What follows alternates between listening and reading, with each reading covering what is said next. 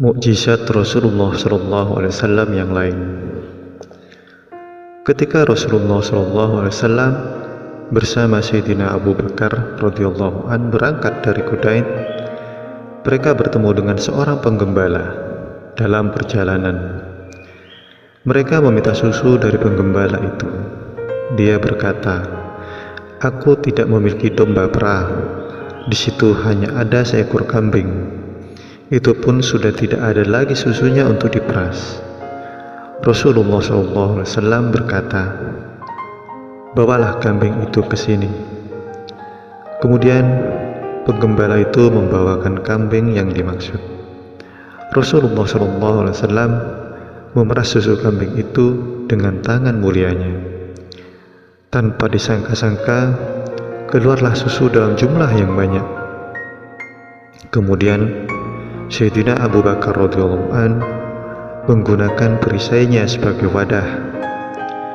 Perisai dipenuhi dengan susu. Rasulullah SAW meminumkan air susu itu kepada Abu Bakar radhiyallahu an, Amir, Abdullah, dan penggembala. Lalu Rasulullah kembali memeras susu dan meminumnya. "Siapa kau sebenarnya? Aku tidak pernah melihat orang sepertimu. Perkenalkanlah dirimu kepadaku," ujar penggembala sembari memohon.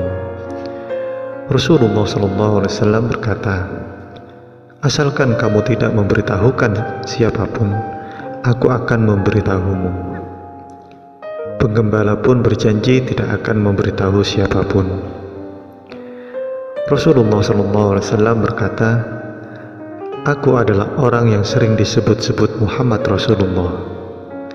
Apakah engkau adalah orang yang keluar dari agama Quraisy itu seperti yang mereka katakan?"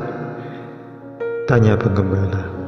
Rasulullah SAW menjawab, "Sungguh mereka pasti berbicara seperti itu."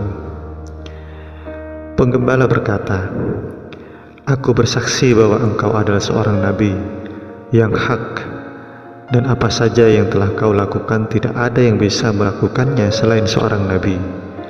Aku akan ikut bersamamu."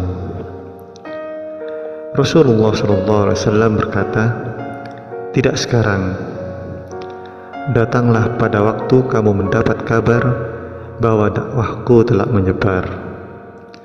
Kemudian mereka pun melanjutkan perjalanan.